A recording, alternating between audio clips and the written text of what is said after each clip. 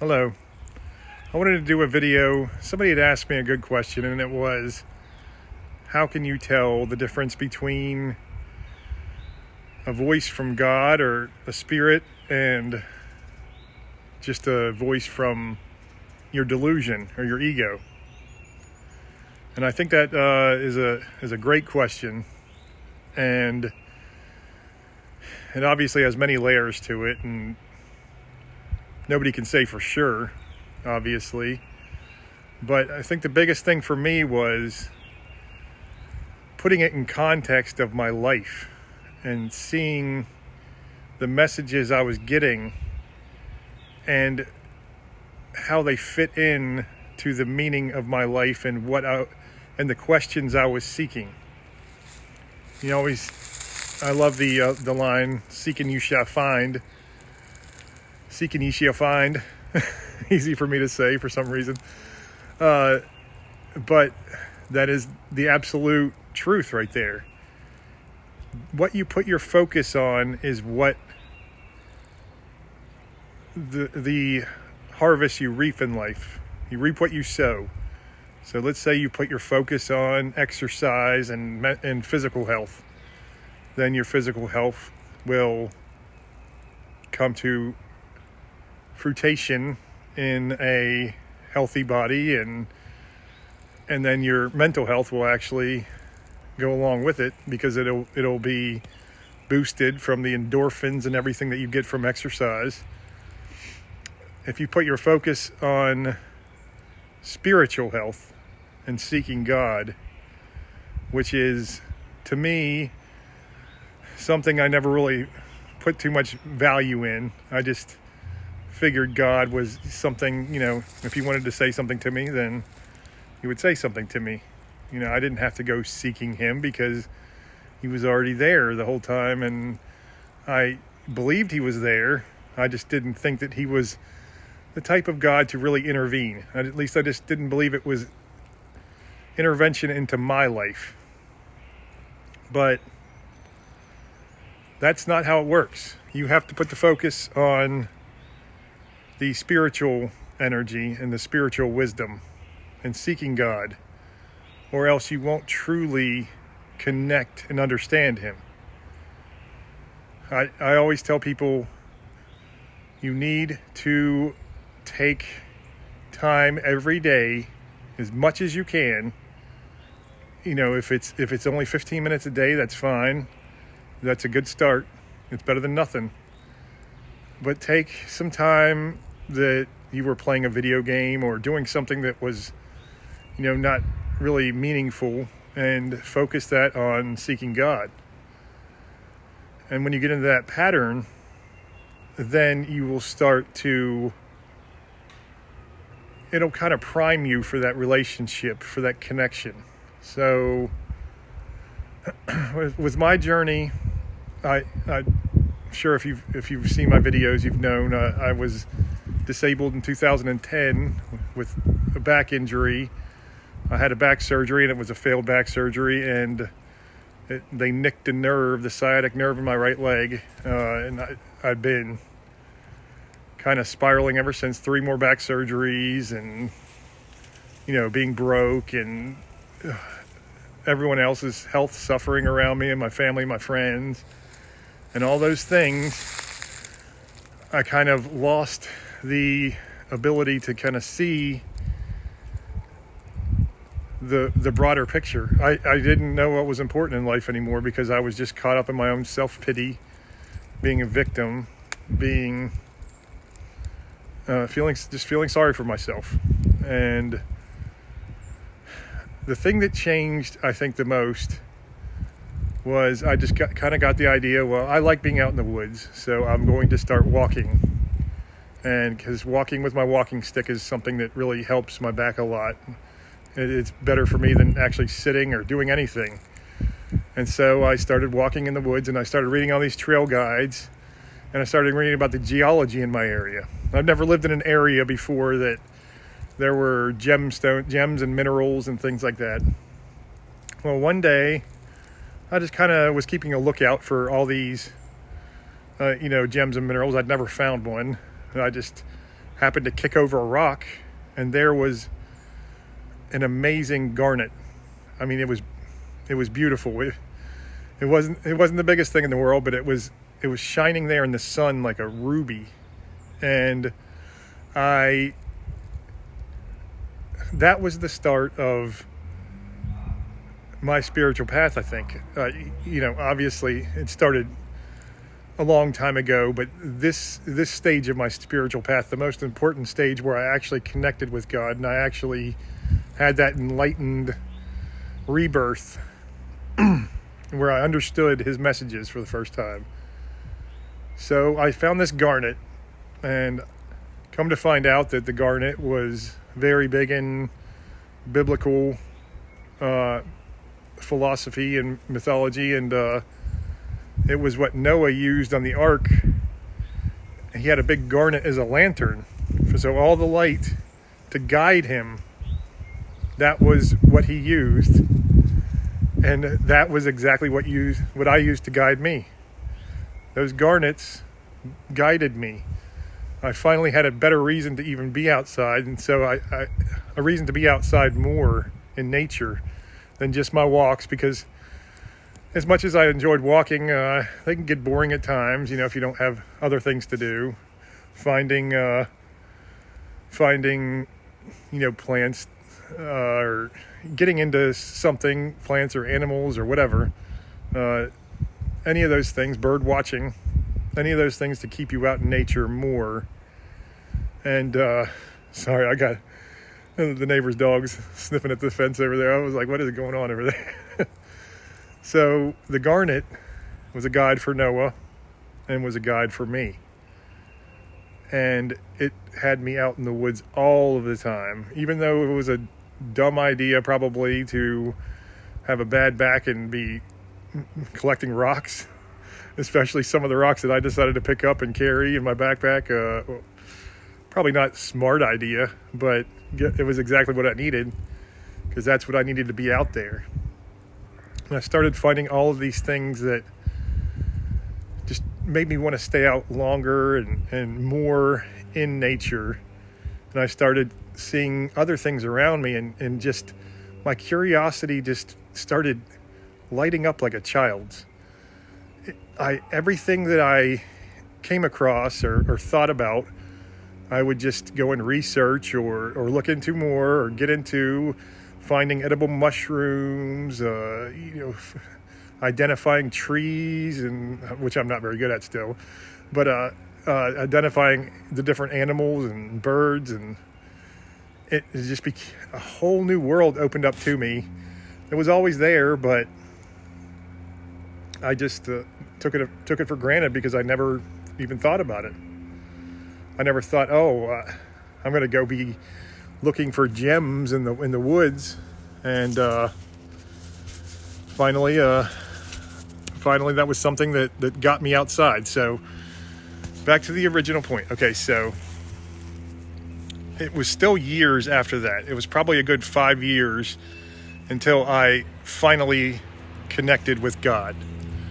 And I had to get to my lowest point, and I had to have more and more suffering pile up. But what I realized was I was leaning on my trips out to the woods to be alone, and I would talk to God, even though I didn't figure that he really cared or was listening. My ego told me that I wasn't worthy, that I wasn't special in any way, so why would he listen to me? But I talked to him anyway, because what do I have to lose?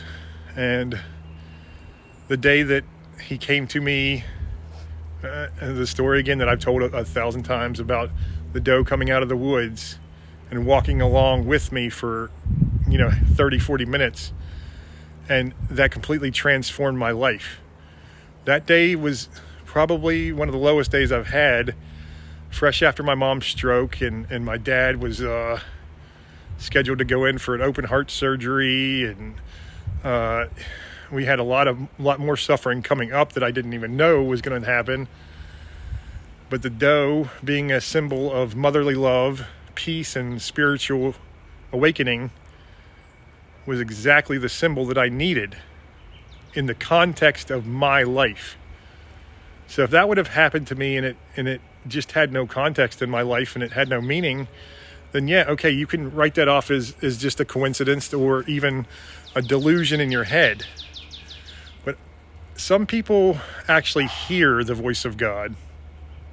I don't know many people like that. There's people who've claimed that. I don't know if it's true or not. I'm sure with some it is. But your stray thoughts can sometimes be a voice from God. Symbols and synchronicities in life are often a voice from God. I think that's the way he communicates with me the most. But either way, you will know in the context of your life, is this helping me in a positive way?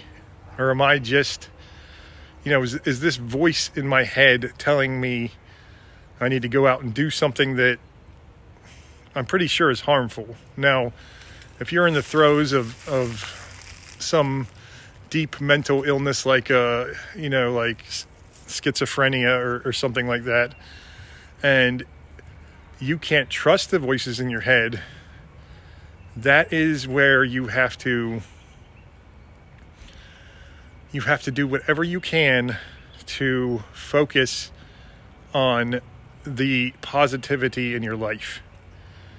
Because then, even if it is a delusion in your head, if it's a positive delusion, that's absolutely wonderful. I heard a story of, I believe, Michael Jordan, the best basketball player ever. He played some team, and I don't remember the name of the team or the player that he played against. But he played some team, and the guy scored 30 some points against him, and Jordan had a bad night, and he apparently in his mind he had some delusion that this guy was talking trash to him and everything. This guy just went after the game. He just went and shook Michael Jordan's hand. He was happy to meet up with him and everything. And but Jordan was thinking, in his mind, he's creating this scenario. This guy was talking trash to me. It's on now. The next time they played, Jordan scored just had an amazing night. Just went off, and he said, I guess he had told that story afterwards, and the guy said, I never said anything to Jordan. I love it. He was one of the best players. I love watching him play. But that can be a positive delusion. You can make it work in your favor, even if it is just a delusion. And I still think that even though it is technically a delusion, can be something that works for you. So you have to learn to make all of your talents, all of your weaknesses, all the tools you're given work for you. Because if they work against you, then they're just going to keep you down and bring you down. But if they work for you, then it opens up so much more. And maybe that is a scenario that God puts in your way to draw the best out of you. So you can figure out the best person that you can be using the gifts that he gave you. So it's not really a matter of I'm hearing a voice from the heavens and it's telling me, you go to the store and steal a candy bar, or else you'll be smitten down. It's not, God does not work like that. First of all, if you hear somebody saying that, then obviously you're being punked or something, or your mind's just really playing tricks on you. But it is often subtle messages, synchronicities in life. And that's why I've said it a lot, but I'll say it again.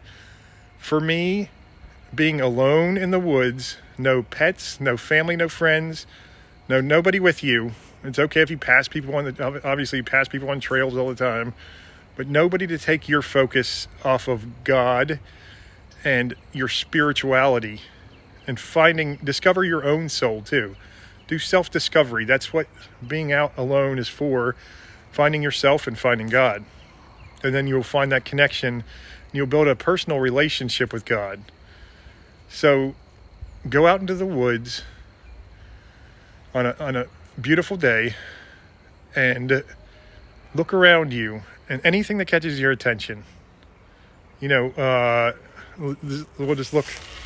Okay, so right here's a cedar tree growing, probably dead now, but it's in my backyard. And this cedar tree has got a lot of meaning in the Bible. It's obviously a different type of cedar tree, but still, the context is, if you see that cedar tree and it captures your attention, take note of that and then go and either research or ponder what that means to you. So what I like to do is I like to look up the animals that I've seen, identify them, and then look up kind of what they mean to different religions and different spiritualities. And if that meaning has context in my life, then I use it to kind of guide me. Obviously, it's not a direct message. The doe coming out of the woods and walking alongside of me was the clearest direct message that I could have gotten. The hawk landing in front of me with the squirrel in its talons, and the owl coming and landing right above me while I was standing there watching the hawk kill its prey. Those are more direct messages, but you will get subtle messages a lot longer before you get those direct ones.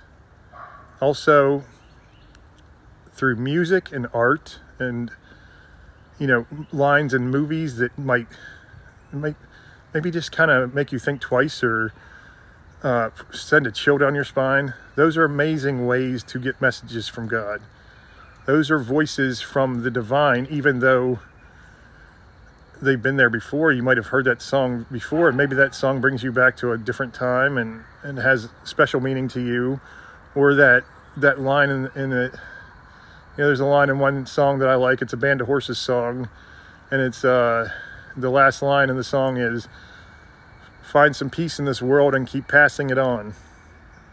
And that line had tremendous meaning to me because that is my purpose in life. And even though it's not one of their best songs, it is, to me, one of my favorites just because of that direct context to my life. And you just have to keep your eyes open, your spiritual eyes. And the more you're out and the more you're alone and the more you search your soul and search just for God around you, the more you will find that you will connect with Him. It is possible. It will happen. You just need to take a little time to do it. Okay, we'll talk to you soon. God bless.